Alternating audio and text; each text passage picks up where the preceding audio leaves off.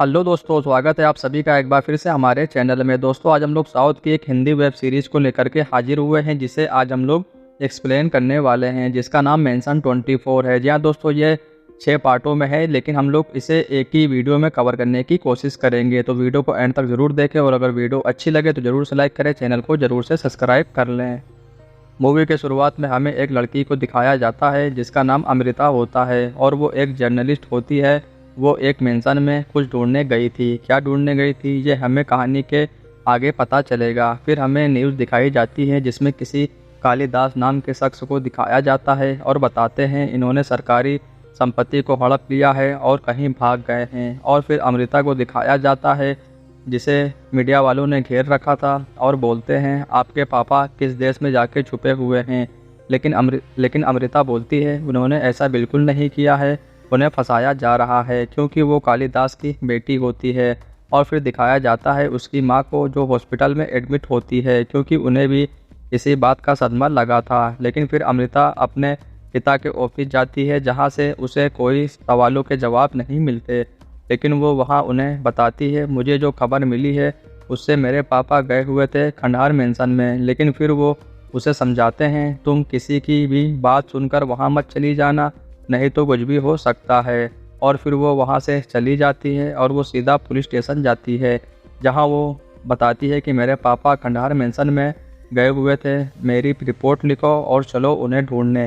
तभी पुलिस वाला बोलता है अरे मैडम, तुम भी कहाँ जाने को कह रही हो, अगर गलती से भी वहाँ कदम रख दिया ना तो मेरे बीवी बच्चे को कौन संभालेगा। क्योंकि खंडार मेंशन का नाम सुनते ही पूरा पुलिस स्टेशन हिल गया था। लेकिन तभी बाहर आकर एक पुलिस वाला उसे बताता है कि मैं जानता हूँ कहाँ है मेंशन, लेकिन तुम्हें वहाँ नहीं जाना चाहिए क्योंकि वो एक घने जंगल में होता है, और जो वहाँ जाता है वो वापस नहीं आता क्योंकि वहाँ भूत रहते हैं, और ये हकीकत है, कोई मजाक नहीं।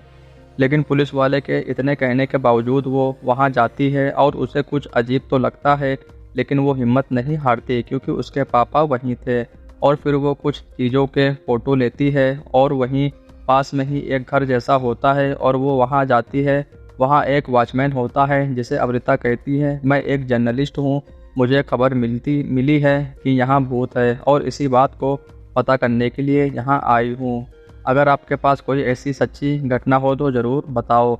लेकिन फिर वो उसे रूम नंबर 504 की कहानी बताता है, जहाँ एक चतुर्वेदी नाम का शख्स दिखाया जाता है जो अपने ऑफिस का काम कर रहा होता है। कि तभी वो सोचता है क्यों ना थोड़ा पैक मार लिया जाए। लेकिन तभी उसके पत्नी का फ़ोन आ जाता है और वो उससे बातें करता रहता है। लेकिन तभी टाइपराइटर ऑटोमेटिक कुछ टाइप करने लगता है, जिसे देख चतुर्वेदी के बॉस उड़ जाते हैं, और उस पर लिखा होता है 404 रूम में बच्चे हैं। लेकिन फिर वो सीधा क्लिनिक जाता है और वहाँ से गोली लेकर आता है क्योंकि उसके सिर में दर्द होने लगा था। और फिर वो वहाँ जाता है, लेकिन वहाँ उसे उसका टाइपराइटर दिखता है और साथ में कुछ बच्चे भी, जिससे वो बहुत डर जाता है। लेकिन तभी वो बाहर इतने सारे जूते देखकर सोच में पड़ जाता है, और वो सभी जूते ले जाकर फेंक देता है, और फिर वो जाकर सो जाता है। लेकिन फिर उसकी आँख खुलती है और वो देखता है जो जूते उसने फेंके थे वो सब उसके रूम में हैं,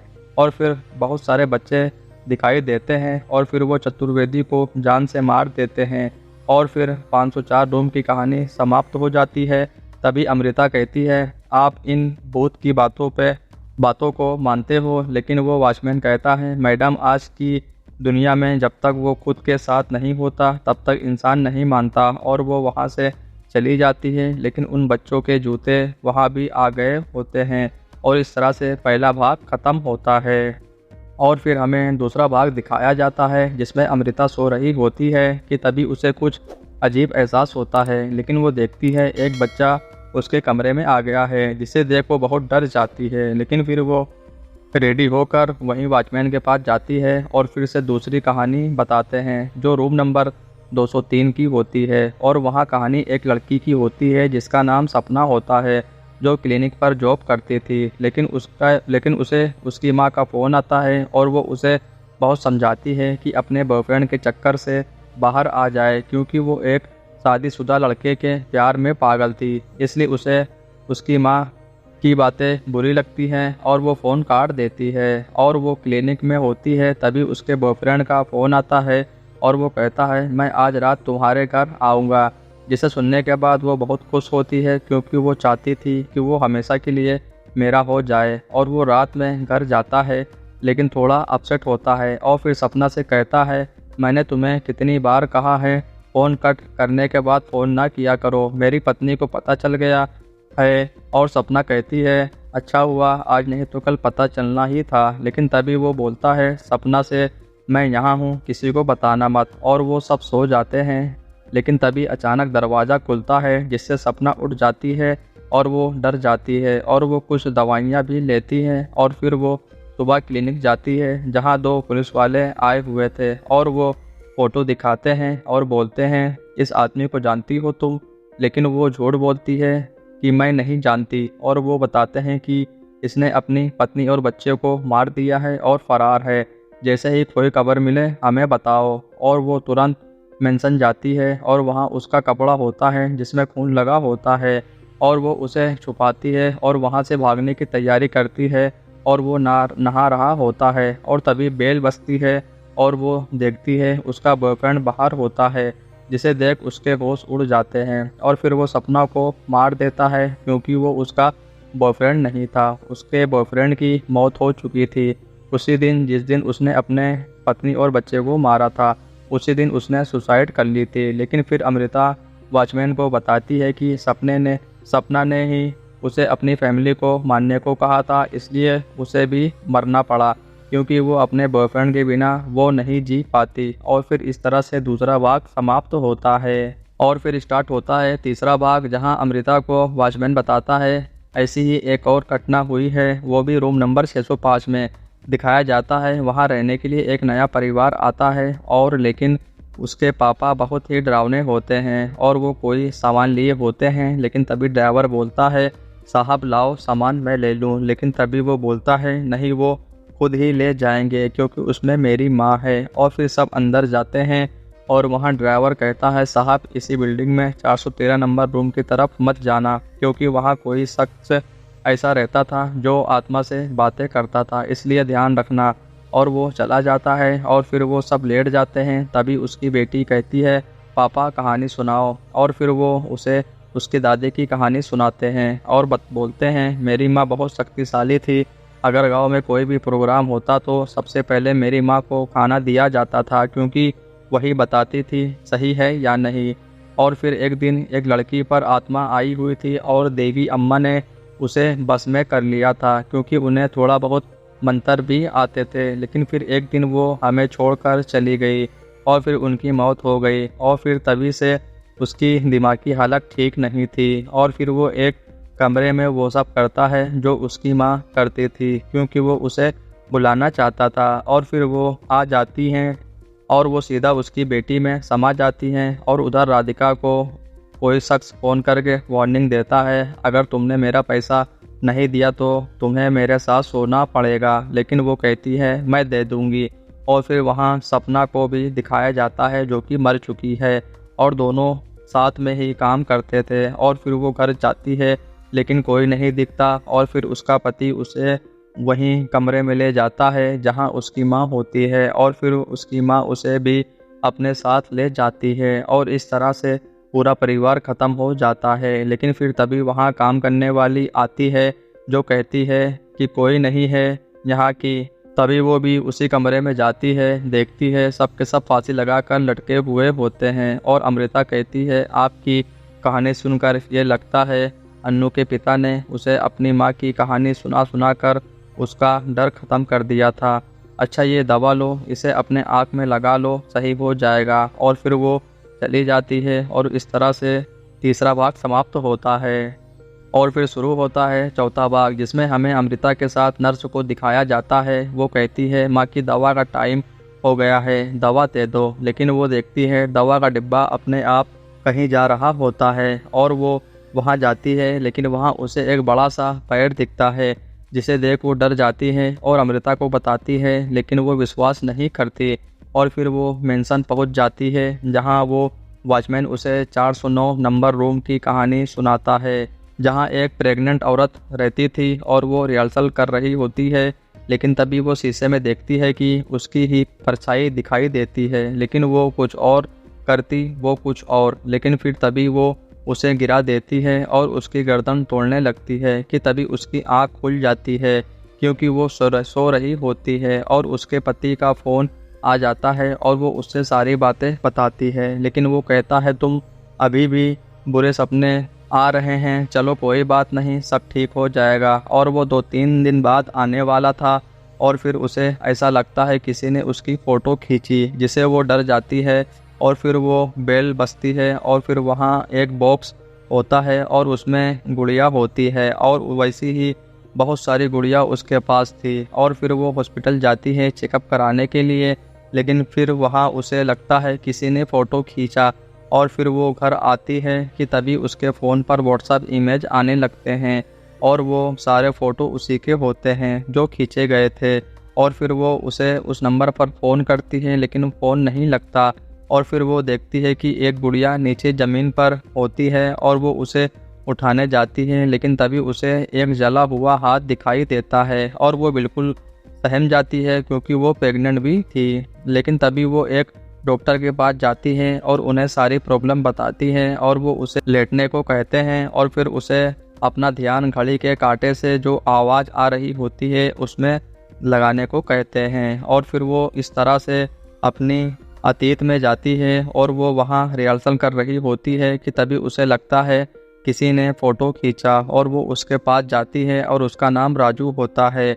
और फिर राधिका राजू दोनों एक दूसरे से प्यार करने लगते हैं। और फिर एक दिन राधिका प्रेग्नेंट हो जाती है और राधिका ये फैसला लेती है कि मैं इस बच्चे को जन्म नहीं दूंगी, क्योंकि उसे अपना करियर प्यारा होता है और उनकी शादी भी नहीं हुई होती। लेकिन तभी राजू बोलता है जितना मैं कमाता हूँ उसमें खर्चा पूरा नहीं होता क्या। लेकिन वो कहती है मुझे मेरा करियर चाहिए, न कि ये बच्चा। और फिर राजू उसी वक्त वहाँ से चला जाता है रिश्ता तोड़कर।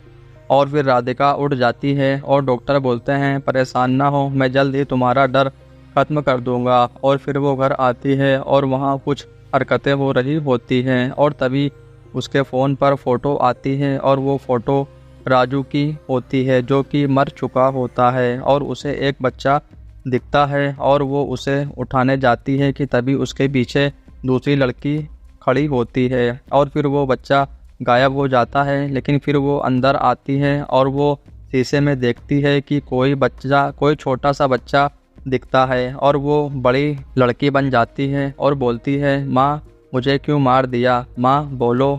लेकिन वो इतना डर जाती है कि उसकी मुंह से आवाज़ नहीं निकलती थी।